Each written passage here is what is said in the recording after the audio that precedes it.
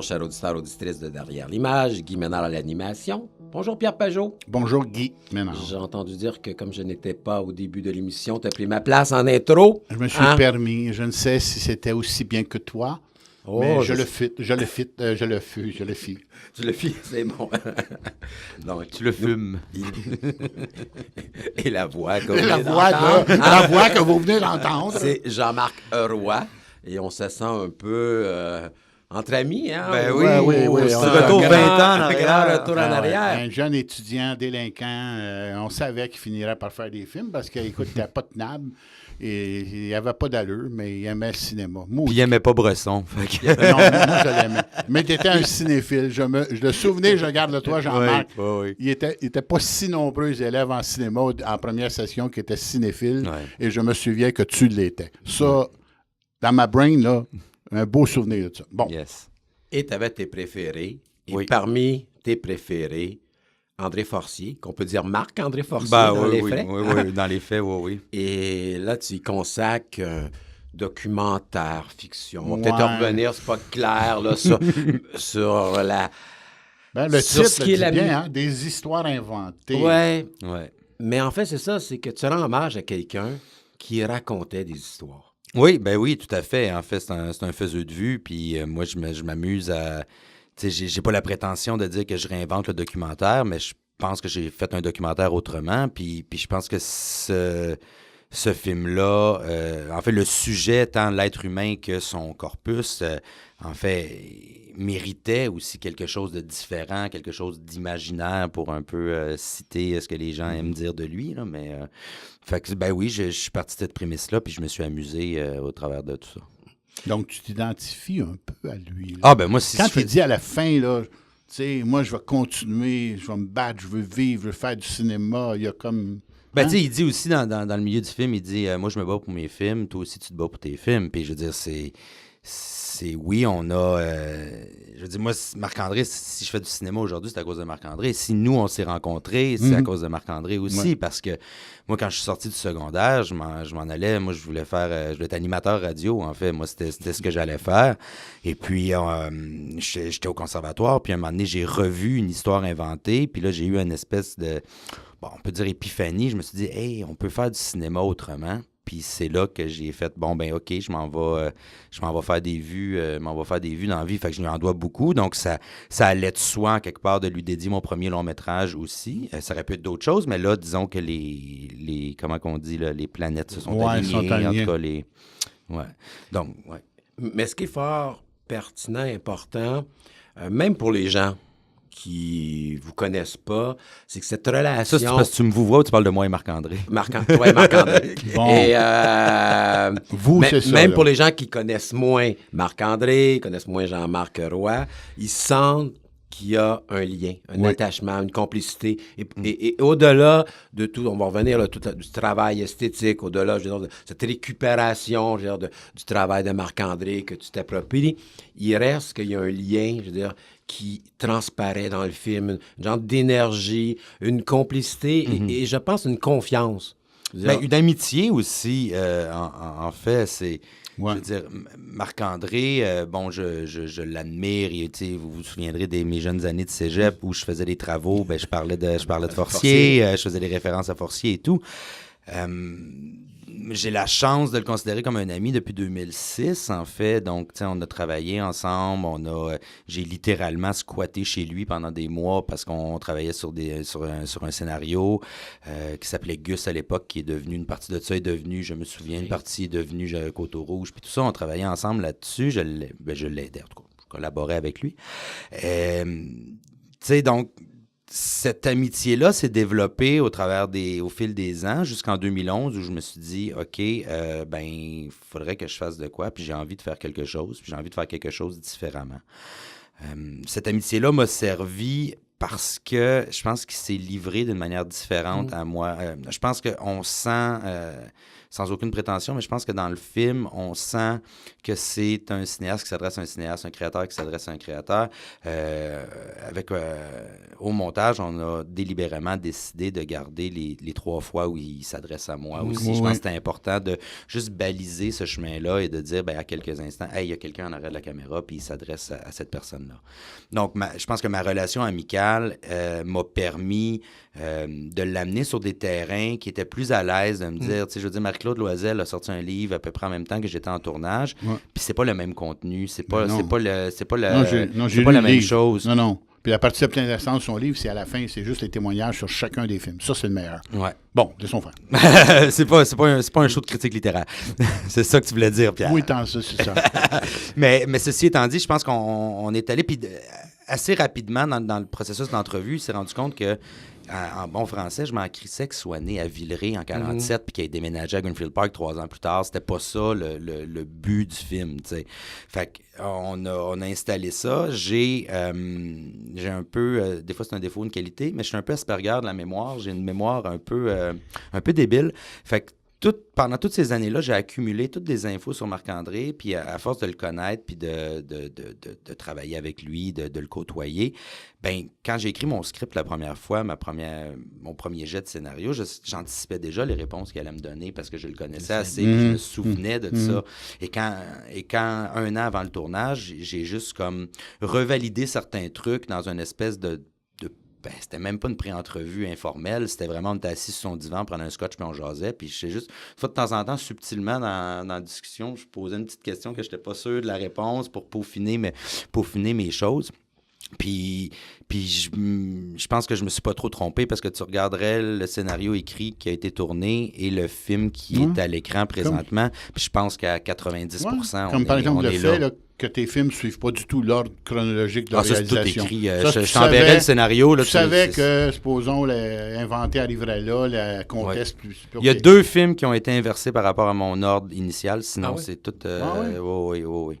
Je savais que je voulais commencer avec, dans son espèce, j'appelle ça sa garçonnière, en fait, dans le fond de son garage, qui était son ancien bureau. Maintenant, on l'a réaménagé comme c'était à l'époque, mais c'est plus ça aujourd'hui. Mais donc, je savais que je commençais là puis que je terminais là parce que moi, c'est le Marc-André que j'ai connu, c'est là-dedans. Fait que pour moi, c'était très symbolique de montrer cet endroit-là. Et c'était aussi symbolique de montrer ce côté, tu sais, on parle d'imaginaire puis tout ça. Le gars, il écrit dans le fond d'un garage. On s'attend pas à ce qu'il y ait un bureau dans le fond d'un garage, au même titre qu'on s'attend pas qu'il y ait différentes strates dans un film ou quoi que ce soit. Bon, c'est très métaphorique tout ça, mais bon. Ouais. Mais c'est intéressant parce que cet endroit fermé donne tout de suite accès à un endroit très ouvert, avec référence à Kalamazoo, sur le bord du fleuve. Puis on sait à quel point que le fleuve est important chez lui. Cette relation qu'il a avec l'eau, avec à la fois l'autre côté Montréal. Il en a fait 4-5 films. Il en a fait 4-5 films avec de l'eau. L'ancien Montréal-Sud, ça, c'est... Et donc, déjà, il y avait comme une ouverture. Là, on passait du terrain fermé vers le terrain ouvert. C'était déjà pour toi clair que c'est ça s'en allait? Dès le départ, le film commençait avec Kalamazoo, c'était sûr, parce que je voulais placer géographiquement aussi le lieu, puis je trouve que ça le plaçait bien. Le parc Marie-Victorin où on a tourné, je veux dire, on voit le stade, on sait qu'on est sur la Rive-Sud, il n'y a aucun doute pour n'importe qui connaît le Québec, même quelqu'un qui n'est pas montréalais ou qui vient pas de la grande région de Montréal. Le stade olympique, on le paye encore, on le sait. On le sait c'est quoi. Ceci dit, donc, c'est ça. Dès le départ, je savais que ça allait être là. Je savais que ça allait être la scène de Kalamazoo. Puis, ce lieu-là, c'est un lieu d'origine du tournage de Kalamazoo, mais c'est pas cette scène-là qui est tournée. C'est ça ce qui est intéressant. On joue un peu avec les films. Hein? C'est ça, je me suis demandé, les gens qui n'ont pas vu ces films, je sais pas. En tout cas, ça va être fascinant parce que tu joues tellement... Ouais, plus le film avance, plus que... Je commence oui, c'est ça. Mais je commence, c'est une scène qui existe dans Kalamazoo. C'est juste que c'est Tony Nardi et Gaston Lepage qui font cette scène-là. Mais quand on dit Kalamazoo, qu'est-ce qui émane de ça? C'est la sirène. Et c'est M. Côte-Noir, donc joué par Rémi Girard, en soude de matelot. C'est ça qui émane. Donc, je trouvais que ça faisait un match parfait par rapport à ça. Après ça, quand on avance, on est quand même assez collé au film dans le début du processus, que ce soit par le lieu, par le personnage, par la référence, par ci. Ouais. Et plus qu'on avance, là, je m'amuse à brouiller un peu les pistes. Je pense que le meilleur exemple que je peux prendre, c'est pour le tableau de bar-salon. Tu mélanges plein de choses. Ben oui, on a les mannequins, les mannequins qui font une référence directe au vent du Wyoming par rapport au show de magie. La réplique qui est dite à la table de pause, c'est une réplique qui vient du Retour de l'Immaculée Conception. C'est vrai? Et bon, donc, mais ça, je me dis, pour les fans de Forcier, les connaisseurs de Forcier, qui vont être un certain pourcentage de ma clientèle, je mets des guillemets, on est à la radio, on ne les voit pas, mais je mets des guillemets. Ça va être peut-être le fun, un petit, comment on dit, un petit goodie, un petit quelque chose de plus. Puis les gens qui ne l'ont pas vu, ils ne verront pas ça, puis c'est pas grave. Ça nuit pas à la lecture, je crois. Et pour moi, c'est aussi la force du film parce que c'est un objet de mémoire. Oui, mais c'est de recréer des archives. Je veux dire, Exactement. il y a certaines archives qui sont là parce qu'ils étaient nécessaires, parce que je ne pouvais pas faire un film sans mettre Tigui dedans, puis sans mettre Jacques Marcotte, qui, au début du processus, il était pas encore décédé. Il devait être dans le film. Et puis, bon, la vie en a décidé autrement. Mais moi, c'était inconcevable qu'un gars comme Guy Lécuyer et un gars comme Jacques Marcotte ne soient pas là. Et comment les faire vivre? Je ne peux pas recréer une archive avec eux. Oui, j'ai un clin d'œil. J'ai le fils de Guy Lécuyer, Stéphane, qui est dans le film. J'ai, bon, des photos qui sont aussi là, des photos et des extraits à l'écran. Donc, c'était important, mais c'était important dès le départ aussi parce qu'on m'a aux institutions, on m'a, comment dire... je sais pas si on dit flagellé. Non, mais reproché d'avoir un manque d'archives. Je suis là, c'est parce que vous n'avez pas compris le projet. Le projet, c'est de recréer des archives de mémoire et de faire comme si toute la cinématographie de Forcier avait été un documentaire et que c'est des gens qui l'inspiraient. Pourquoi on ne va pas retrouver ces gens-là 5, 10, 15, 25, 40 45 ans plus tard, tu sais. Donc, c'était le concept sur papier. Donc, c'est des commentaires que je recevais, mais qui me coulaient un peu sur le dos parce qu'en disant, c'est parce que vous avez... Je peux pas mettre des archives à ce moment-là. Je peux pas faire un montage florilégial de tous les archives de Forcier. Je vais en recréer. Donc... Mais tu as quand même plusieurs vrais extraits des films. J'ai quand même Chronique Labradorienne, Chronique Labradorienne, lui, c'est clair. Ça, là, je m'en souvenais aussi. Ouais. Fait qu'il y en a puis Bar-Salon, par la télé, parce que je voulais justement, comme je disais d'entrée de jeu, voir... mais qui est quand même intégré à la scène. C'est pas un archive qui arrive plaqué. Ouais. Donc, voilà. On n'est pas associé à un genre de tête parlante avec un archive. Non, puis ça, je voulais pas faire ça. C'est clair que dès le départ, on sent que c'est pas là où on s'en va. Mais indirectement, et je pense que c'est pas dit dans le film, mais on le ressent, c'est ce oui. Hein, cette affirmation presque collective de tous les gens, ou à peu près tous les gens qui ont travaillé avec Forcier et qui se prêtent au jeu. Ouais. Et ça, c'est un méchant bel hommage à cet homme-là, que des fois, 15-20 ans... Il aime les acteurs l'aiment. Je pense que c'est ça que ça dit. Tu sais, je veux dire, Marc-André est un des seuls, si ce n'est pas le seul, corrigez-moi, historien du cinéma, mais à travailler avec une notion de troupe. Qui a travaillé avec une notion de troupe au Québec, je parle. Bon, on en connaît plusieurs. Moi, je fais beaucoup un parallèle avec... il y en a qui trouvent ça boiteux, mais moi, c'est très clair dans ma tête. Mais je fais un parallèle entre Forcier et John Waters aussi. Puis John Waters aussi, sa troupe et tout ça. Mais bref, nonobstant Waters, en fait, cette troupe-là, c'est des gens qui sont fidèles. C'est des gens qui font la queue, littéralement, pour jouer dans son prochain film. Et tout ça, à chaque fois qu'il annonce qu'il fait un nouveau projet, je veux dire, ces gens-là, quand je les ai appelés, d'office, tout le monde était oui, à l'exception d'un comédien qui a décliné l'offre, que je n'aimerais pas parce qu'on n'a pas besoin de ça, c'est pas pertinent. Mais tous les autres ont dit oui. La seule contrainte, c'était l'horaire aussi. Donc, parce que le fait que j'avais pas d'argent, que je devais tourner ça à bout de bras, avec des bouts de ficelle, avec des chums, puis un petit peu d'argent à gauche, à droite, et d'arriver à créer un horaire avec des gens qui, on va se le dire, c'est pas des gens qui sont sur le chômage. Là. C'est des gens qui ont un emploi du temps, soit au théâtre, à la télévision et tout ça. Je prends juste l'exemple. Michel Côté, il n'y a pas besoin de toi. Hein? Non, il n'y a pas besoin de moi, ni du maigre chèque qui était associé à tout ça. D'ailleurs, c'est ça. Ceci dit, je prends juste l'exemple de Marc Messier. Je veux dire, au moment où on tournait le film, on a tourné ce film-là, ce tour de force, comme certains aiment le dire. Je pense que le tour de force a été fait de tourner ça en 12 jours. C'est comme si j'avais tourné 14 courts-métrages en 12 jours. Oui. Je faisais 2 locations par jour. Sur les 12 jours, là, juste pour les charcuter, là, j'ai eu 2 jours d'entrevue, j'ai eu 9 jours de fiction.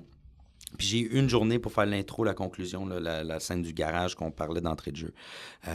Donc, de jumeler ces horaires-là, je veux dire, Marc Messier faisait Mort d'un commis voyageur au Rideau Vert à ce moment-là. On a tourné ça entre octobre et décembre l'année dernière.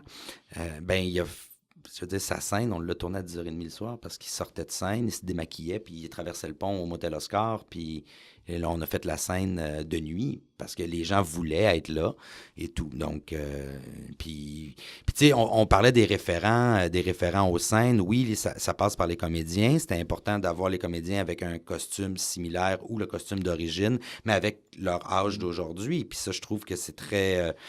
je trouve que ça amène justement cette notion que je vais dire de documentaire aussi, d'observation. D'observation. Où en sont-ils rendus aujourd'hui, ces 10 personnages-là? Donc, c'est ça. Donc, ça passait par là, mais ça passait aussi par les locations. Je veux dire, je disais tantôt, je pouvais pas faire un film sur Forcier sans mettre Guy Lécuyer et Jacques Marcotte. Je peux pas faire un film sur Forcier sans mettre l'Éconogaz puis le Motel Oscar. Ben oui. L'Éconogaz, oui. Mais tu vois, parce que tous les films sont représentés. Tantôt, Pierre le mentionnait, ils sont pas en ordre chronologique. Ils sont tous là. T'as brûlé le punch du film. Ouais, pauvre Pierre, hein, ça n'a pas de sens. Mais il y a quand même une référence à Acapulco.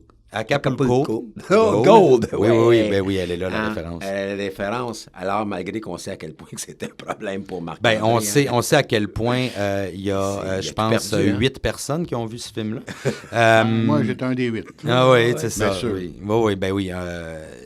Oui, ça a été... je voulais pas trop tomber. Là. Parce qu'à un moment donné, c'est ça, mais t'oublies les anecdotes. Hein? Ce qui est bien intéressant dans le film... Il y en a une anecdote qui est là parce que je trouve qu'elle est tellement bien racontée. C'est l'anecdote de la prémisse de Au clair de la lune, quand il parle, qui était assis sur un banc de parc avec Jacques. Oui, avec Jacques. C'est la seule anecdote que j'ai décidé de garder. Parce que vous savez, tu sais, quand on fait... Je vous apprendrai rien, quand on fait du documentaire puis qu'on tombe en montage, on sait d'ores et déjà que il va y avoir un 30% de tout ce qui vient de l'entrevue qu'on prend, même si c'est du bon stock, puis qu'on le met au vidange. Parce que soit qu'on ne peut pas le rattacher, on peut pas rattacher ce contenu-là, ou le contenu n'a pas de mise en contexte, ou donc. Fait que c'est pour ça aussi que j'ai fait un choix éditorial, si je peux me permettre de dire, hey, on va parler des personnages, parce que pour moi, c'est quoi la force de Forcier? C'est ces personnages qui sont tellement condensés. Tu sais, on a tous les références à ces personnages, on a tous un mononcle, une ma-tante qui vont avoir ces traits-là, mais oh Dieu, au grand jamais, on voudrait que tous ces traits-là se retrouvent dans la même personne, puis lui, c'est ce qu'il fait.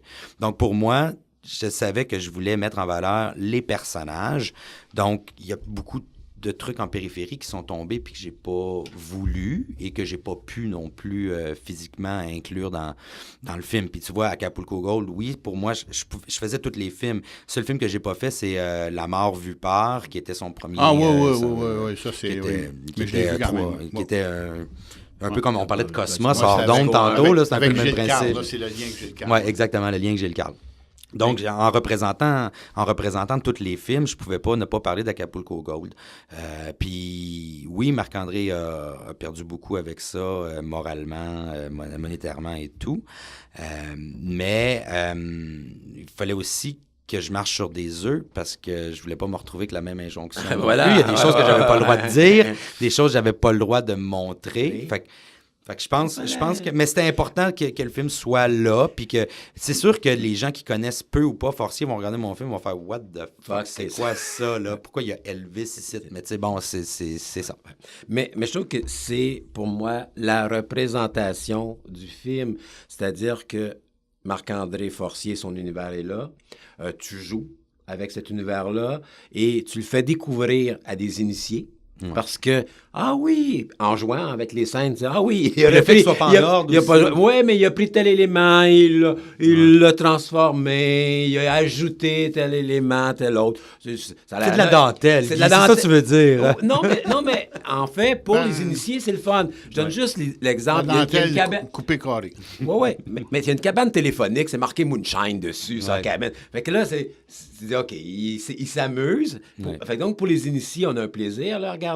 Et pour les gens qui ne connaissent pas Marc-André Forcier, ils peuvent aussi, dans ton film, voir qui était ce personnage-là, quelles étaient ses références, comment lui percevait la réalité et son rapport à l'imaginaire, au réalisme. Ben, je le souhaite. Je le souhaite que ce film-là perdure, qu'il soit traité comme une biographie, qu'il soit traité de... On pourrait, à la limite, dire ben c'est un peu une espèce de masterclass sur la construction d'un personnage. On pourrait dire que oui, c'est un peu c'est un échange avec un cinéaste, mais peu importe ce qu'on va se souvenir, ben je pense que c'est important que quelqu'un comme Marc-André ait un document. Puis je veux dire que moi ou quelqu'un d'autre qui l'aurait fait, je trouve que c'est important de le faire. Puis là, ben, je suis heureux de la réponse aussi, parce qu'à la date, la réponse est super bonne. L'image va nous rester, ça s'incruste. Moi, c'est extrême gros plan avec soit le cigare ou la pipe. Et ça là, moi, je trouve ça s'imprègne. Moi, là, le gros plan de lui, c'est comme ça, c'est resté quasiment plus que le reste du film. Non, j'exagère, Marc. Mais tu sais, c'est fort, ces gros plans-là, avec lui. Puis ça, il y a quelque chose physique. Il existe physiquement. Donc, des histoires inventées. Jean-Marc Roy présentait la Cinémathèque québécoise pour les gens qui sont à Montréal, aussi à Sherbrooke. Oui, à la Maison du cinéma à Sherbrooke et au Cinéma Cartier à Québec jusqu'à jeudi. Mais comme on dit, premier week-end, c'est ce qui compte. Merci beaucoup, Jean-Marc. À Station Vue. Aussi à Station Vue. Ah, c'est bien. Bravo, Pierre.